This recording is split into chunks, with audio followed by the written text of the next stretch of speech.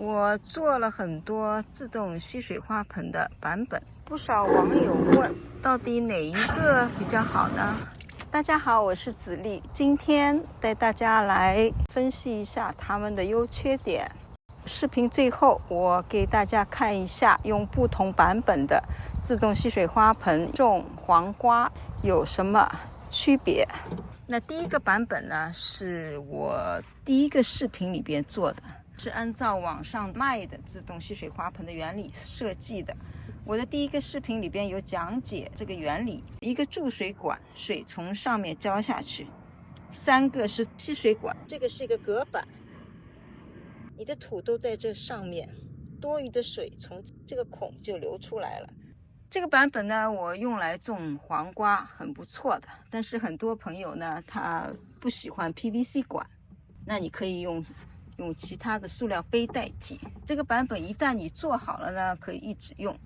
我今年还会用这个自动吸水花盆呢，再种黄瓜。另外一个版本呢，是用一个吸管，把外面这个桶和里边这个桶通过这个吸管连起来，水呢就从这儿浇进去。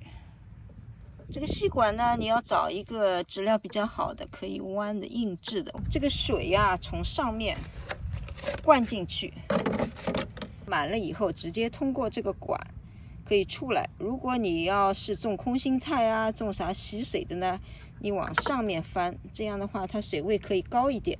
如果你是比较怕水的呢，你就往下面去，用这种杯子打孔的放在底下。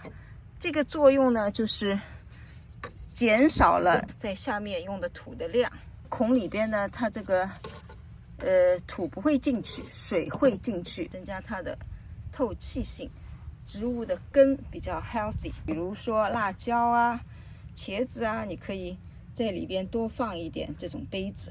剩下的作为吸水管的比较湿的土用的比较少。喝水的杯子，这个是牛奶桶，这个是酱油桶，所有的东西都是食品级的，你用起来就比较放心，成本也是最低的。如果你能够找到一个比较好的吸管，就大功告成了。这个桶我去年用来种苦瓜，效果很不错。那这个版本呢，如果你能够找到一个桶，它的开口在一端，不是在当中的，这个口的下面就是储水器，上面就是一个隔板。这个版本也是非常简单的。如果你能够找到一个这样的容器，本身就是它的开口是凸出来的，可以在一个桶里边，你放到这个桶里边，再打一个孔，把它拿出来，这样就大功告成了。这个浇水呢，从侧边浇有点不一样，但是你也省去了浇水管，就等于一体了。浇水管和水库都在一个地方，剩下的地方就是加土。有的时候你找到一个桶吧，它这开口在下面一点，那你就在这个孔的下面是储水的，上面就是空气。其实空气也是不错的，就是提高它的根系的健康。那如果你找到一个开口是在一边的，这是一个酱油桶，本来有个把柄，我们把把柄去掉了，然后再把它封起来。封起来的话呢，不用很严格，哪怕它有点漏水也没有问题，因为本来就要打孔的。这个版本主要是靠你能不能找到一个像这样的一个形状的桶，那你在侧边开一个孔就直接就可以了。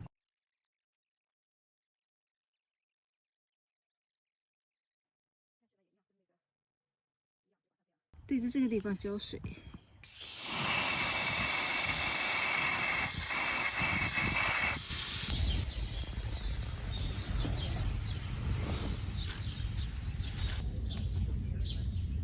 后来很多朋友说我材料又找不到，我那个有没有电动的工具？后来又介绍了一个最容易找到的花盆的版本。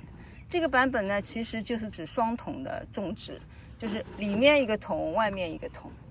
这里面那个桶呢，比外面的小一点，你也可以一样大，那就是叠加起来了。小一点呢，你在下面呢，一个花盆，用剪刀剪一下一个圆，因为这个花盆是3加仑的，比较软，它这个皮比较软，我用剪刀就把它剪了，然后你把它架上去，填上土，就是一个自动吸水花盆了。侧边打洞，这个洞呢，你可以打得高一点、低一点，但是都要比这个花盆的高度要低一点。低一点的话呢，你的储水的地方就小一点。那洗水的话呢，你这个点可以打得高一点。假如比较担心怕淹的、怕烂根的呢，你这个孔可以打得低一点。那么去年这个呢，我用来种了黄瓜，种了茄子，刚开始还不错，到后来天气热的时候呢，哪怕有这么大一个吸水的管，后来水也跟不上。我发现我这个孔啊，可能开了还是太小了一点，3加仑的花盆也小了一点，虽然种出来的茄子还不错，所以我今年呢做了一个改良版，就是尽量找一个更加大的花盆，大一点的4加仑的花盆。这个花盆呢，正好呢可以 fit 到这样一个5加仑的桶里边，很完美。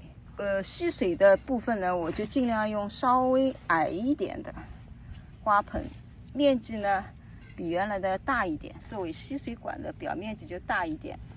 矮一点呢，这底下的土呢又不是太多，所以今年这个版本呢，我就比较看好的。你这个放在当中，然后呢，再把这个套上去，就很好了。不需要这个浇水管也行，这个浇水管这个水是直接从上面到下面的，直接就可以看到它流出来，然后你就停止浇水。否则的话，你已经种满了东西，盖上了土，你从上面浇下去，这个水到下面开始流出来，它有一段时间的延迟。等你发现流出来以后，停止浇水，它有很长一段时间还在那流出来，这样的话就会比较 nasty， 就是这个地方以后会很脏，然后呢外面就流得一塌糊涂。你要是从上面浇的水，你直接到这儿里边，它流出来你就停掉。所以这个版本呢，我今年呢会种很多不同的黄瓜品种做比较。这个几个版本呢都是我自己创新的，网上没有的，但是你要是知道了原理，可以变通。你也可以用一个普通的花盆，用布条吸水的方法来做自动吸水花盆。这种方法呢是网上用的比较多的，都是用在室内植物。我去年试了以后呢，觉得有一定的用处，但是呢，在夏天特别热的时候，这个水啊吸上来的速度跟不上，所以今年呢，我再试一下。黄瓜6月9号直播后，现在是7月20号，大概6周吧。看看这个呢是用布条做的自动吸水花盆，它的土呢比较容易干，吸水的能力稍微差了一点。施肥浇水是一样的，但是接瓜的能力后面几个版本的就要好很多。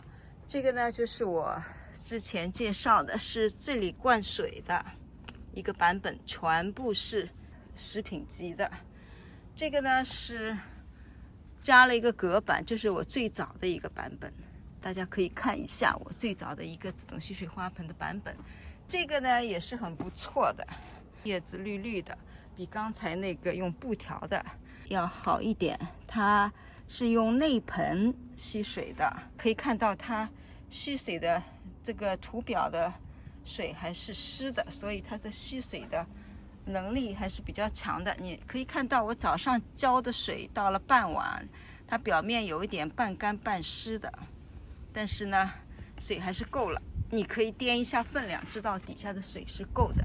那这个地方呢都是这样，都挺不错的，不缺水。但是这个呢吸水的能力就差一点。那总的来说呢，这些版本呢都比普通的花盆要好一点，用布条的呢稍微差了一点。